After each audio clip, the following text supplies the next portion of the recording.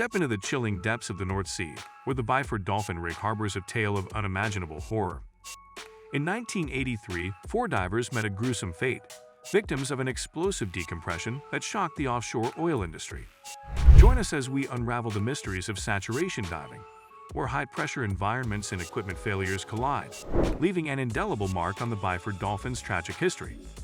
Brace yourself for a gripping journey into the perilous realm of one of the riskiest professions on Earth. Byford Dolphin was a column-stabilized, semi-submersible drilling rig, owned and managed by Dolphin Drilling, a division of Fred Olsen Energy. It drilled in the British, Danish, and Norwegian sections of the North Sea on a seasonal basis for different firms. It was registered in Bermuda's Hamilton. Dolphin was rumored to be considering abandoning the rig in 2019. Numerous significant mishaps occurred on the rig, the most notable of which was an explosive decompression in 1983 that claimed the lives of 4 divers and 1 dive tender, severely wounding another. Imagine operating in an environment as hazardous as 100 meters below the surface of the ocean, with temperatures that can drop to just a few degrees above freezing and no access to sunshine. During your free time, you are confined to a small, claustrophobic metal tube, where you inhale a mixture of gases that impede your speech and continuously deplete your body's heat, leaving you feeling cold all the time. Before your next shift starts and it's time to descend into the abyss once more, you can eat a meal brought to you through a little hatch or sleep for a few hours. Now picture spending months at a time like this, unable to leave your small, confined environment without risking an untimely and horrifying end. Greetings from the bizarre twilight realm of saturation diving, one of the riskiest and highest-paying professions on the planet. It was the first of its kind in the wildly popular Aker A3 series, developed by Aker Group and completed at the Aker Verdal shipyard in 1974. It was constructed as a deep-sea driller. The Byford Dolphin measured 108.2 meters, 355 feet, in length overall, 67.4 meters, 221 feet, in width, and 36.6 meters, 120 feet, in depth. It could work at a sea depth of 460 meters, 1,500 feet, and had a maximum drilling depth of 6,100 meters, 20,000 feet. Byford Dolphin was a drilling rig with cutting-edge equipment that was initially certified to exacting standards under Norwegian legislation. However, it was later prohibited from operating in Norwegian seas. Byford Dolphin could navigate on its own to counter drift and ocean currents, but it required specialist tugboats to move it over large distances. Saturation diving is a method that was created in the middle of the 1960s as part of the U.S. Navy's SEALEP program and enables people to live and operate at extremely low depths for lengthy periods.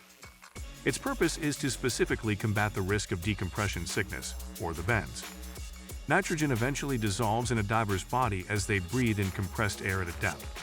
The pressure decrease that follows a sudden ascent to the surface may force the nitrogen to separate and generate tiny bubbles, which could result in fatalities, strokes, excruciating joint pain, and paralysis. Nevertheless, this method is impractical for lengthy, deep dives, such as those needed in the offshore oil sector, since divers would have to spend much more time recovering than working during each shift. For instance, more than 50 hours of decompression would be needed after a dive lasting more than an hour below 100 meters. Rather than working under pressure during their whole shift, saturation divers spend their off hours in a pressured diving chamber that is set to their working depth. They'd also travel to and from the job site in a pressurized diving bell that is referred to as a transfer capsule.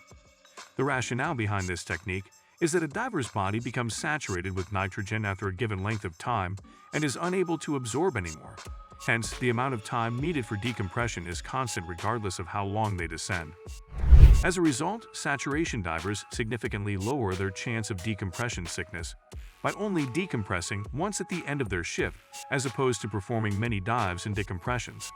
The drawback is that it can take up to 2 weeks to finish a single decompression.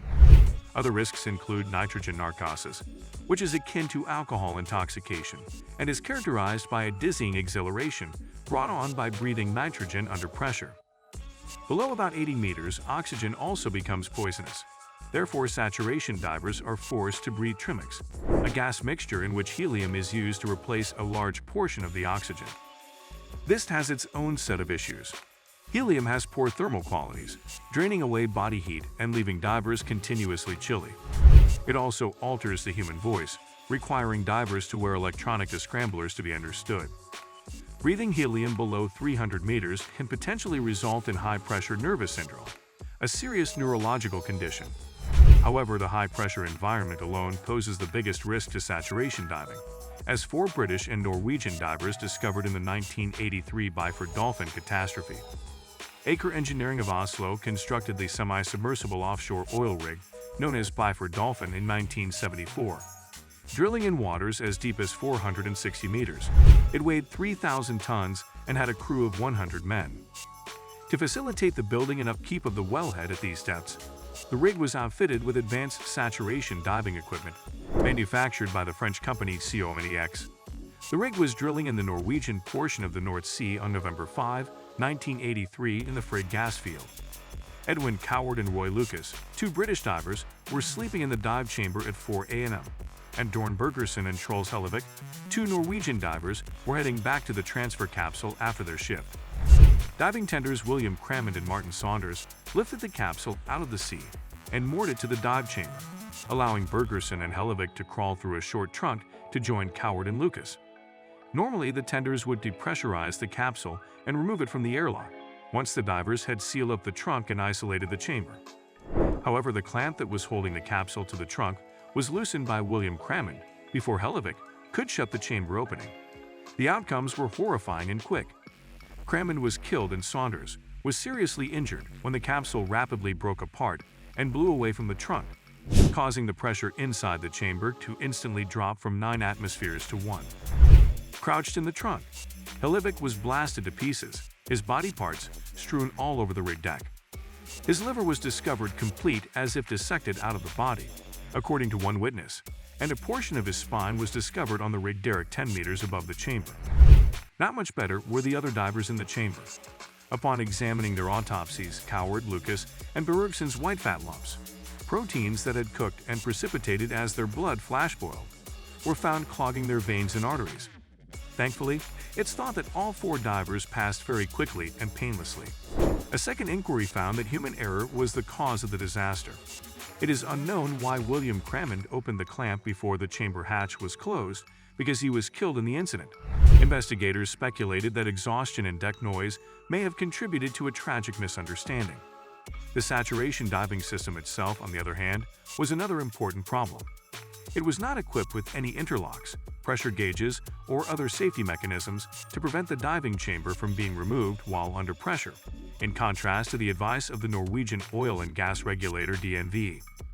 The families of the divers who died did not receive any financial compensation because this equipment defect was not noted in the official accident report. The families founded the North Sea Divers Alliance because they thought the investigation was a cover-up. 25 years after the disaster, the group was finally successful in suing the Norwegian government and winning a payment. The Byford Dolphin rig is still in use today. It is under contract with British Petroleum. Saturation diving is still a common practice in the offshore oil industry, consistently ranking among the riskiest yet highest-paying jobs globally, with many divers earning as much as USD $1,400 per day.